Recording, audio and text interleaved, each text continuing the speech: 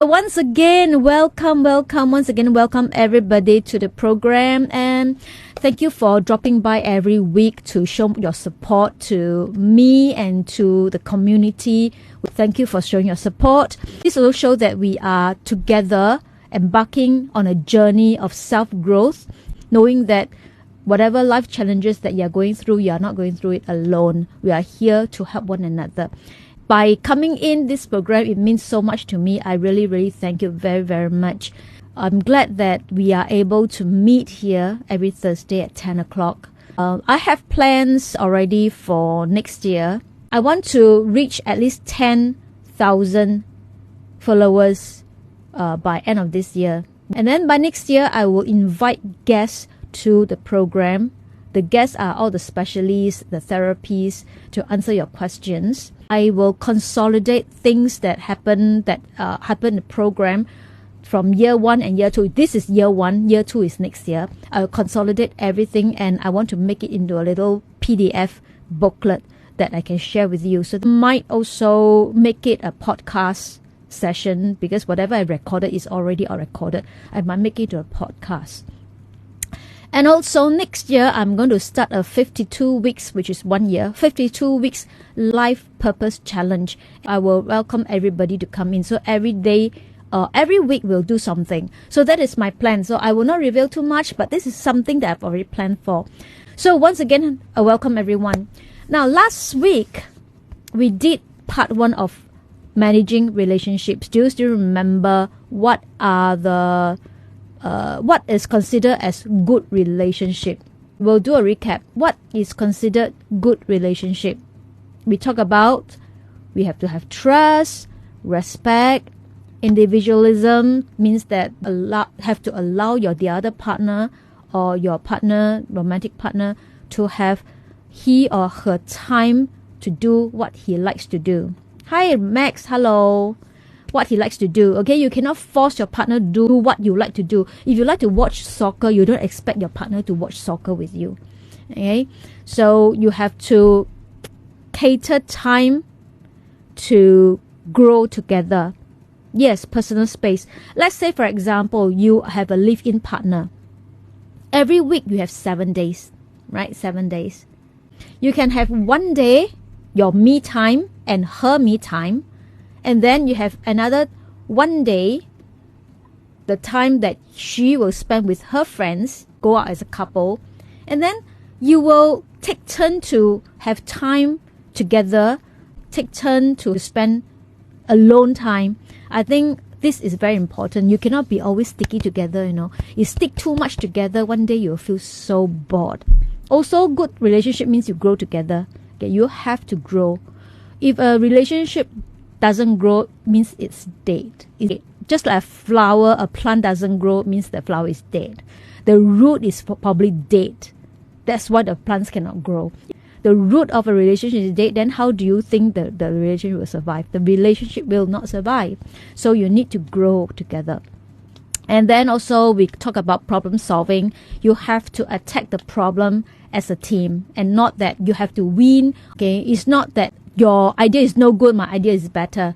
Let's put the ideas together, and then we work as a team. We will target the problem itself. We, and not you, not me, but we. All right. All these things will cultivate good relationship. Now, we also covered distant relationships. Okay, what are the candidates suitable for distant relationship? Those of you who has missed the session can go to my profile and click on the link. There's a Facebook page that says Soul. Click on that, and then you'll be able to catch up the part 1. So today we are going to cover a little bit on challenges. What are bad relationships, and what are the challenges normal relationships usually faced? Remember, I did ask you to do some homework. Whatever you visualize, you will able to path your way to become that person, that scenario. For unmarried person, your assignment is to create a detailed image of what your marriage life is going to be like. What is your ideal marriage life to be like. So write it down. What is my ideal married life to be like? Then you work towards that goal. For those married couples, you have to visualize what old age is going to be like, what both of you at the old age or golden years is going to be like, and then you will work towards to that vision. People behave differently because the upbringing is different, the experiences that experience is different. The childhood trauma perhaps will cause a person to be insecure. So we will talk about bad relationships, which also why insecure people tends to have bad relationships. Now let's talk about challenges. Challenges, a lot of challenges in couple challenges are due to value differences. Hello, Alan. Hello. Value differences. Relationships fail or become challenging mostly due to value differences. Now, if a couple quarreled and then wanted to file a separation, for example, and if they want to make it work, both of them have to realize each other's expectation. They have to know each other's value, what they value, what is important to them. If let's say they refuse to sacrifice or to compromise, even couple therapy will not help them. Why? Because both party has got their own expectation, and they refuse to give in, because when you are in a married couple, you have to sacrifice. There's no other choices. Okay? If you want to make the relationship work, you have to sacrifice. Even though you value something that is important to you, you have to sacrifice. If you are not able to sacrifice and you're not willing to sacrifice, then the marriage cannot work. But when we talk about value, we talk about, even though when you get married, right, you have to be, that's a marriage counseling. Pre-marriage counseling is a very good idea. Okay, if for those that want to get married soon and don't sign the papers first, go for a pre-marriage counseling first. Okay, because during pre-marriage counseling session, they will ask you a lot of sensitive questions. These sensitive questions during the love period, you will not ask those questions. You will not ask those questions because those questions are very sensitive. Only pre-marriage counseling will ask you this question. They will ask you about value, ask you expectation. They will tell you the pros and cons. Then you look at whether are you suitable for a marriage. If you're not suitable and you're not willing to even sacrifice part of it, of your value, then you might not want to sign those papers, because the moment you sign it, the moment you get married, things is going to happen. Bad things are going to happen. Okay, I truly believe relation is just like fishing. No, cannot be fishing. Fishing is like play your luck. Marriage is not luck. Okay, marriage is not about luck. It's about choice. The key thing is understand marriage first. Understand value. Understand expectations first. For example, let's say the guy stay in Jurong. Okay? Because all his family members stay in Jurong. Whereas the girl stay at the east, where the East Coast, the Changi Airport, at the east, because the parents are all at the east. Now, when you get married, the lady will want to stay near the parents. The guy will want to stay near the parents. So how to get married like that? Because everybody has got their own value. What? So if let's say this thing happen, are you willing to compromise? So what is the point of compromising? The lady will say, okay, if I live near my mom, next time our kid, my mom can take care. If your mom can't take care, then obviously you move to the east, right? Easy for the grandparents to take care of the kids.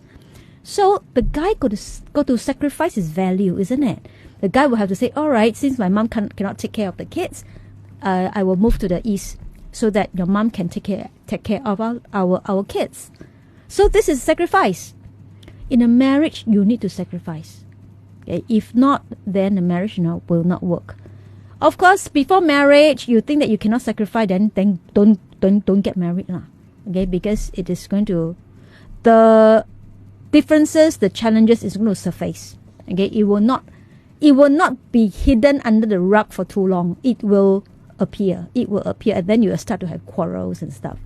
The challenging part of a relationship, one of it is you don't give each other their own time to do things. For example, let's say, I think I shared this before last week. I like to sing. If let's say my partner feels that he doesn't allow me to sing, and I'm doing live, I do live singing, and I'm chatting with a lot of guys over here, a lot of guys looking at my singing, chit-chatting with me. If let's say my boyfriend say that, hey, you cannot do live because I see you chatting with guys, then do you think I will say, oh yes, then I don't do live, I will not chat with people? No. I will say, go away. This is my life. If you want to control me that way, sorry, I cannot be with you. So you have to be very careful who you are compromising with. If the person cannot let you do what you like to do, this is a very selfish person, and it's a very, very insecure person. Another challenge is money problem. The lady might want to save money for a future holiday. The guy maybe wants to change a new car. They might want to spend money on the car, and then they cannot come to a compromise. One wants to go holiday, the other want to go to buy a car. All right, so that's a challenge as well.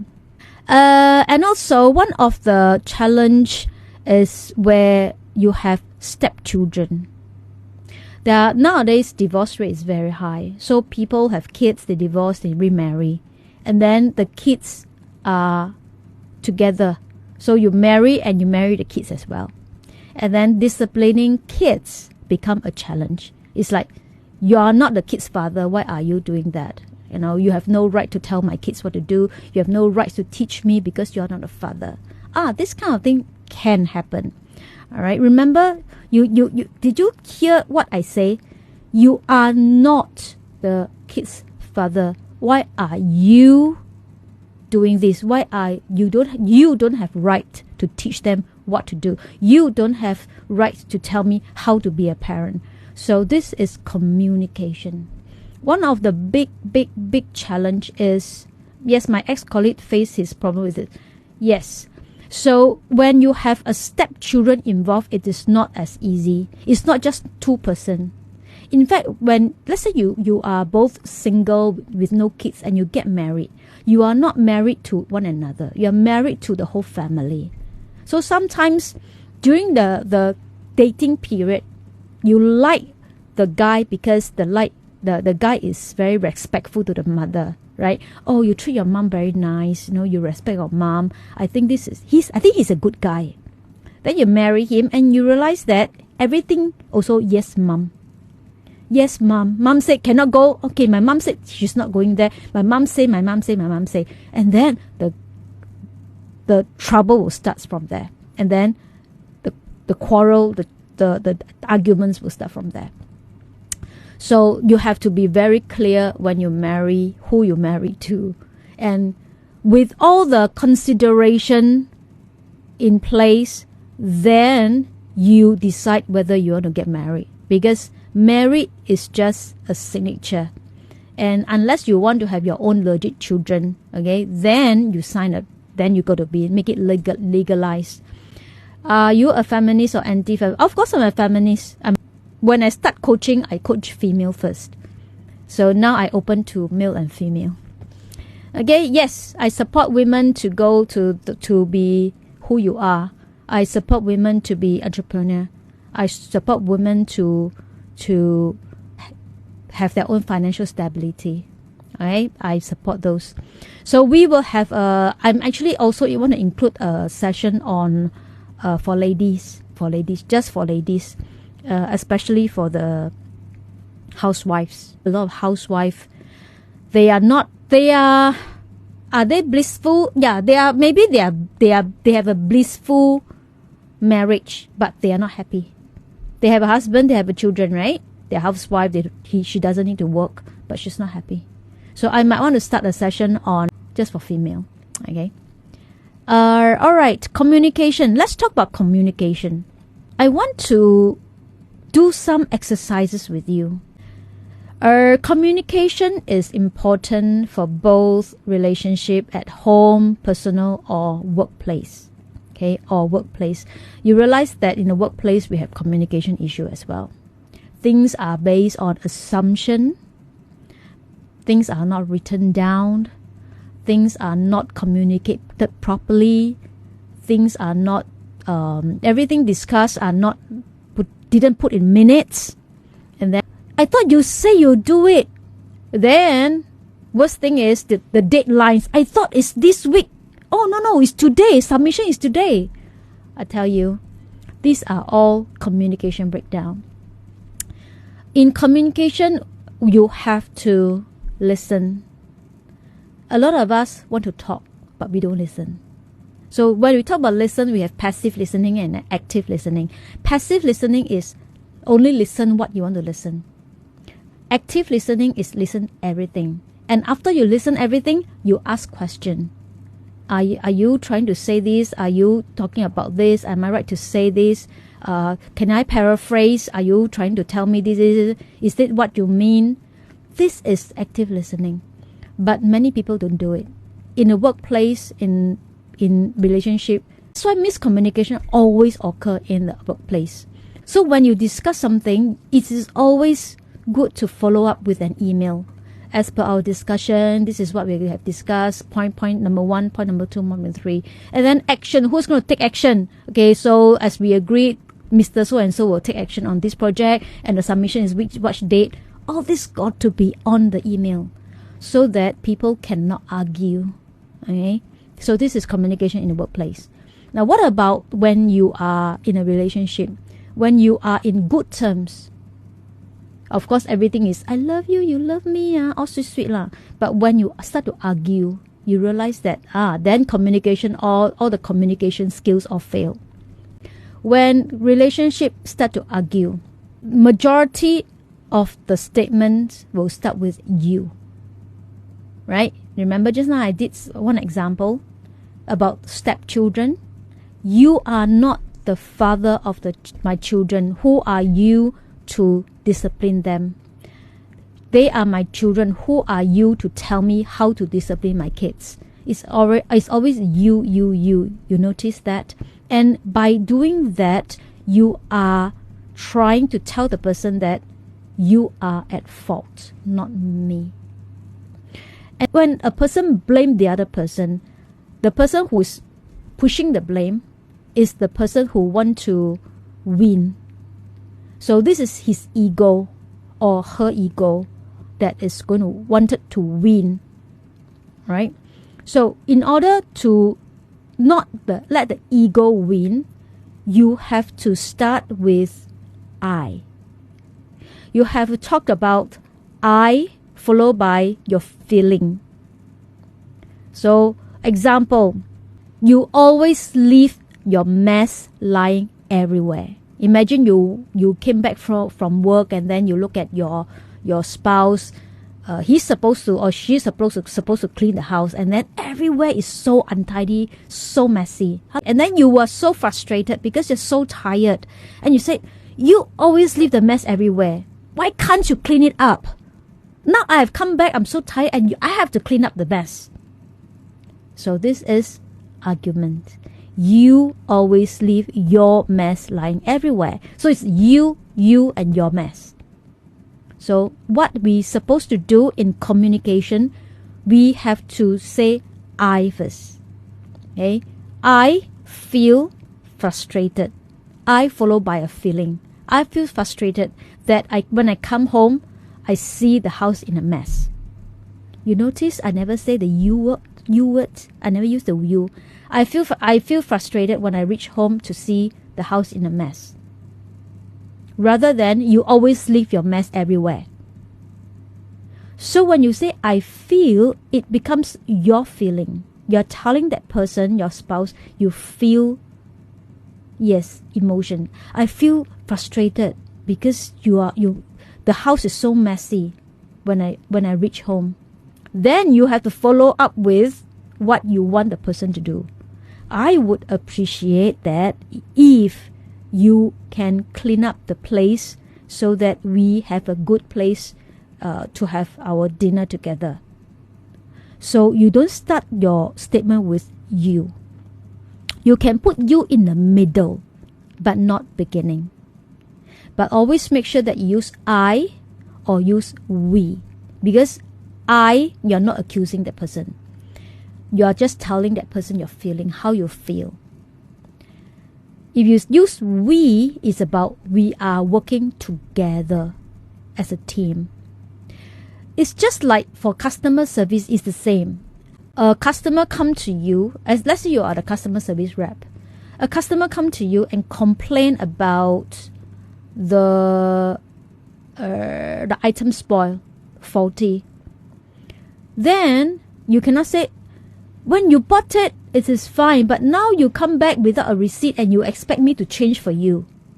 Then the customer will be very angry. So what the customer service rep should communicate is using I and we. I understand that you're frustrated about the faulty equipment. However, the receipt is already misplaced. Let me see how we can work together, or how I can work together with my team to give you a replacement. Something like that. It sounds so much nicer. Okay, so this is part of communication. And I'm going to give you some exercise to do now. See whether you can change these words, the statements, to a more positive statement. I'm going to give you a very negative statement. I will give you 1 minute to key in the correct statement. All right? Then we'll see what is my model answer here. Shall we? Okay, you have 1 minute to think and to type. All right? So, next question. Listen, huh? You don't care about me or my feelings. You don't care about me or my feelings. 1 minute for you to think and key in your answer. Remember, use I, use me, use we. We talk about feeling first. Then we talk about what you want that person to do. I care about your feelings, that's why I bring up for you. I feel frustrated when my feelings does not matter. Okay, Vin, you're better ones. Max, I care about your feeling, that's why I bring it up. It sounds like you're arguing with her. Okay, with her. She said, you don't care about my feelings. I care about your feelings, that's why I bring it up to you. Sounds like you are accusing her. I'm doing something just that you never listen. Right? So Vin has got a more accurate answer. I feel frustrated when my feelings doesn't matter. Okay. See anybody else want to chip in? We have about 30 seconds more. Okay, good. Let's move forward. My model answer is very close to Vin's. I feel frustrated when my feelings aren't heard or acknowledged. Okay, so good job. Good job. I would appreciate if you can feel for me. I would appreciate if you can feel for me. Okay. I would appreciate if you can feel for me. It sounds like I care about your feeling. That's why I bring it up. Because when you say I would appreciate if you can feel for me, means that you are not feeling for me. I would want you to feel for me. So it is not, it's about me again. Okay? It's about me. So you have to say your feelings first. I feel what? I feel sad. I feel angry. I feel frustrated. I feel upset. That. Something. Okay? So, yeah, never mind. We have a lot more to go. Let's try one more. You didn't text me like you said you would. You didn't text me like you said you would. Okay, remember, got to feel something first. It's not about, the feeling is like I feel something, then what? You didn't text me like you said you would. I feel sad that you never text me. Good, good. Sounds better now. Yes. I feel sad that you never text me. I feel puzzled and I was still waiting for your text message. Good. I hope you can text me what you have promised. Po saying no. I hope you can text me what you have promised. Sounds like you are demanding her to text you. I hope you can text me what you have promised. So you have to put yourself in your partner's position when she hear you say this. Imagine you are the lady. I am posing. I say, I hope you can text me what you have promised. Doesn't sound nice, isn't it? So at your anger, you are feeling that I am actually accusing you for not. You never keep promise. Okay, Max, you're very good. You're getting there.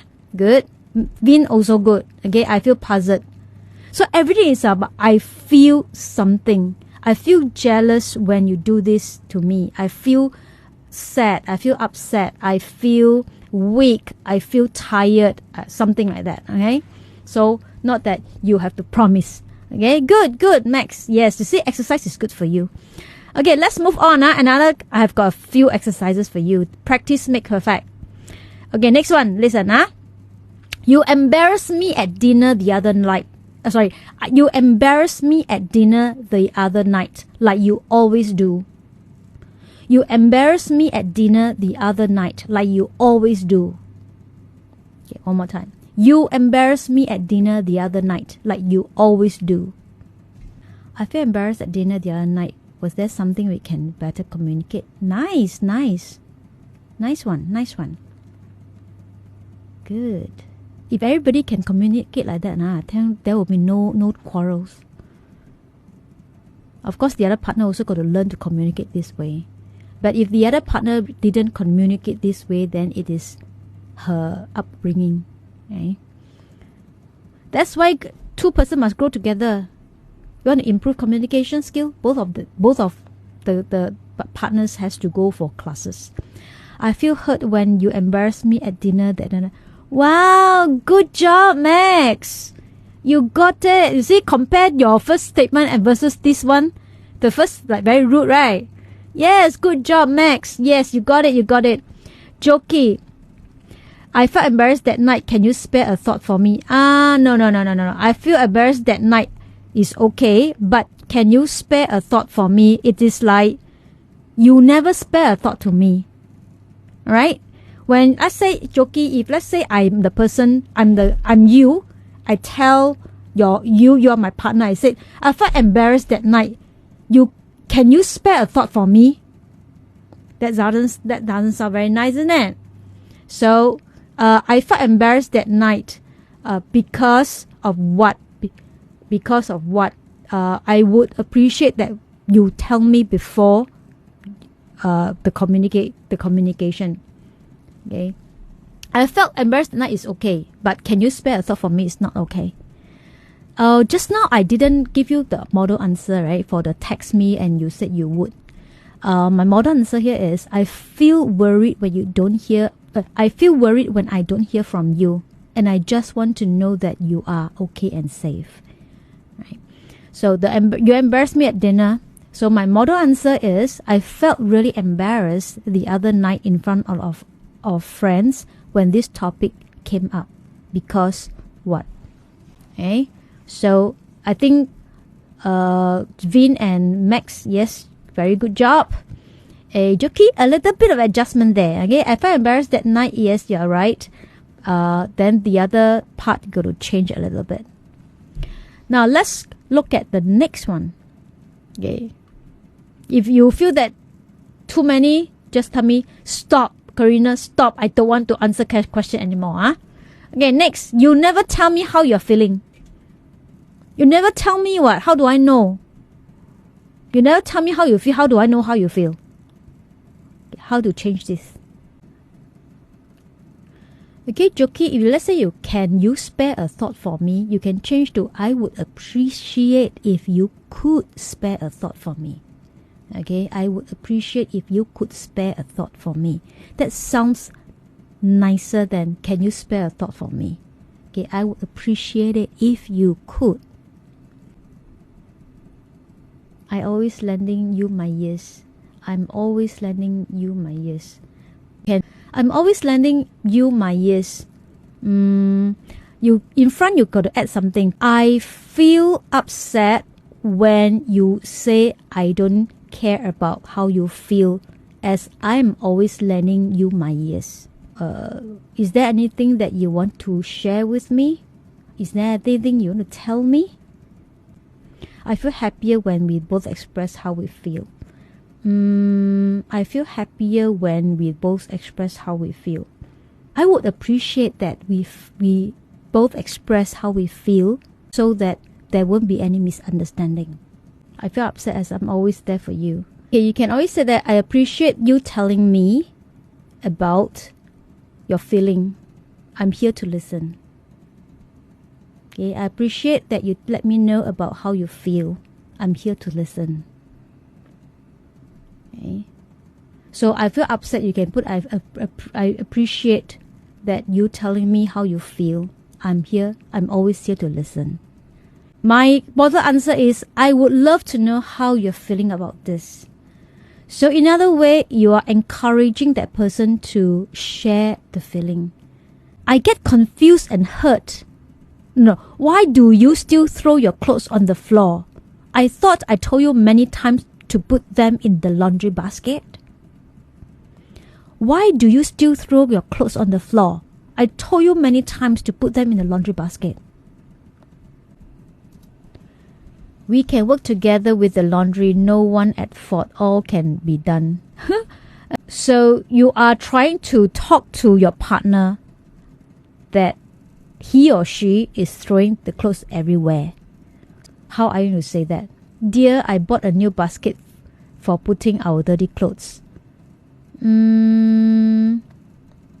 Okay, acceptable. I will appreciate if you put your laundry in a basket. Good, nice. Hello, you will work together with the laundry. No one at fault. All can be done. Okay. Alright, you can say it. I feel upset to see the clothes everywhere on the floor. Here is the new basket. Perhaps we can put all the clothes in the basket. Or you can say, I get upset when I see all the clothes on the floor. I would appreciate that all the clothes are in the laundry basket. I feel a little more effort can be made so we can have a clean common space. I feel a little more effort can be made so we can have a clean... Okay, acceptable. So remember that when you communicate something, you have to stand in that person's position and listen to the statement and the tone. Okay, if the person you stand at the person, this is called empathy, right? Empathy is to stand in that person's position. Stand in that position and listen to the way you communicate. Is it nice or not? If let's say you stand at her position and you feel that this is not nice, it is still sounds rude, then change. Communication skill is very tough. That's why there are arguments, there are war, there are disagreement. Leaders of bilateral countries, they have arguments because they cannot communicate. They cannot come to terms. And if everybody can communicate like that, there won't be quarrels. Okay, there won't be quarrels. But more importantly, when you communicate these statements, you must have compassion. Both of us have a different upbringing. The way she behaves is due to her upbringing, and mine is due to my upbringing. So I will not accuse my partner for the way she behaved or he behaved, because it is not her fault. Because people are aggressive. In fact, if you look around your office colleagues, a lot of colleagues, they are aggressive not because they are bad.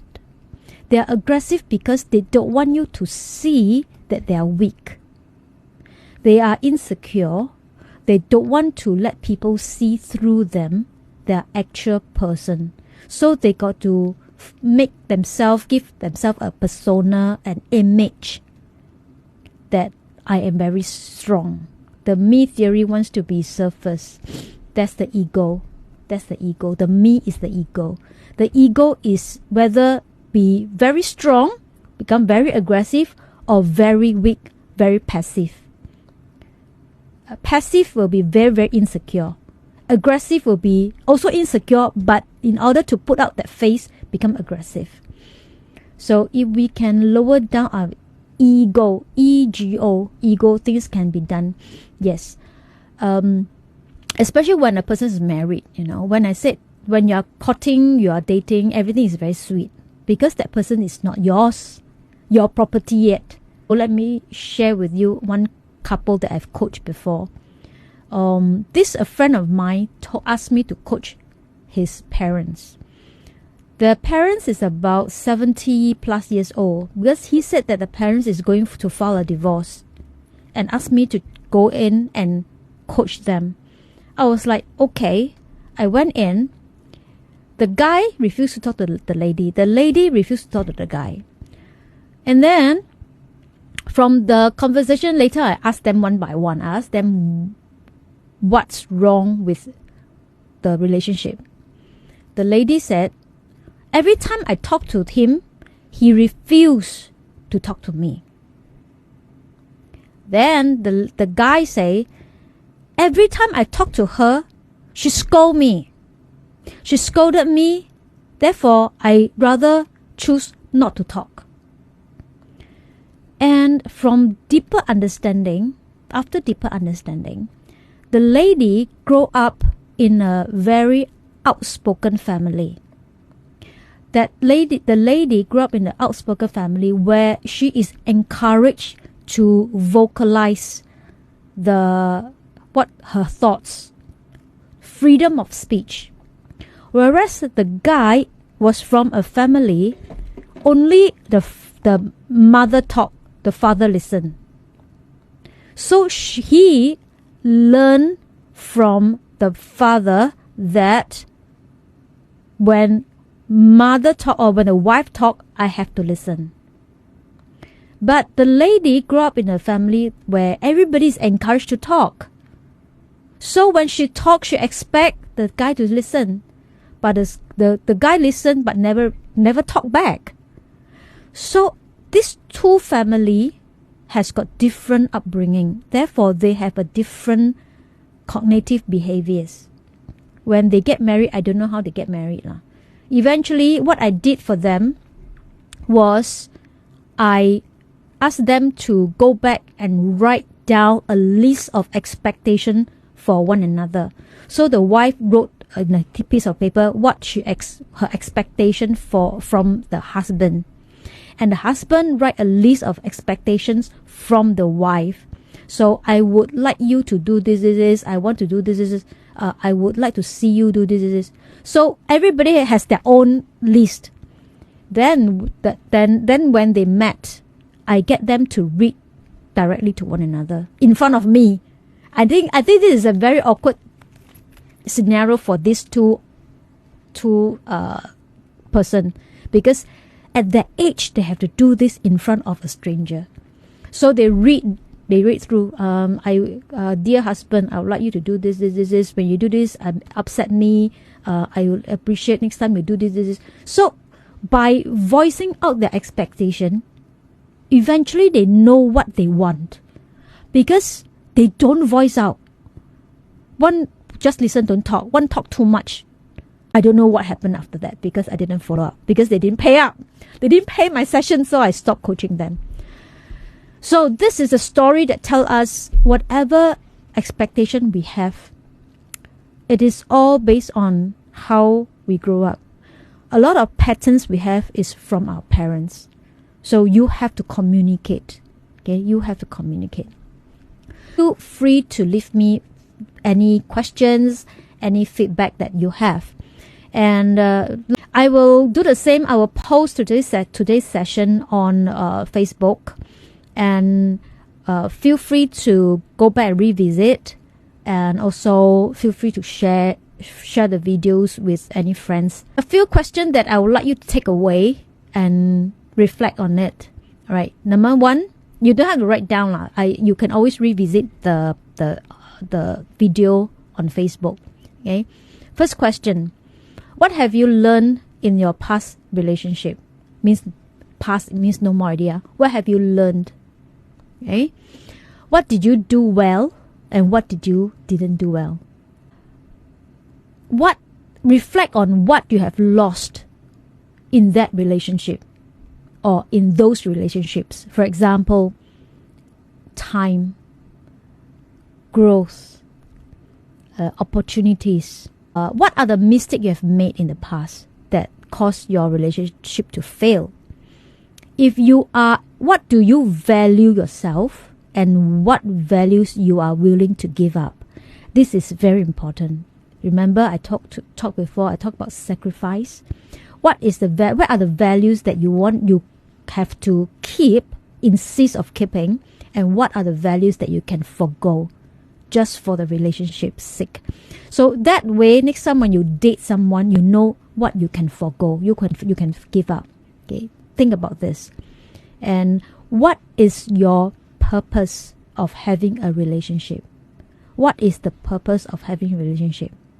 Because you feel lonely, because you don't want to be alone, because you cannot survive alone, or because you need somebody to be there whenever you need someone. You're very clingy, you're very needy, you just need somebody to be there for you to hold on to.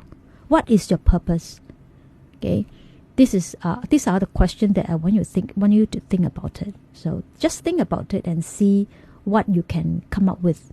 So thank you very much for being here, and as usual, I appreciate all your participation, and I encourage you to bring friends in.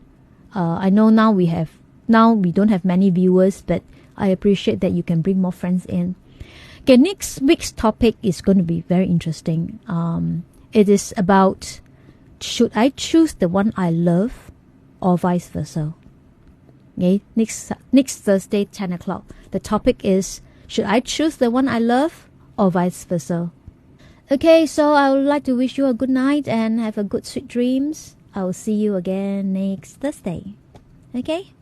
Bye-bye. Thank you very much.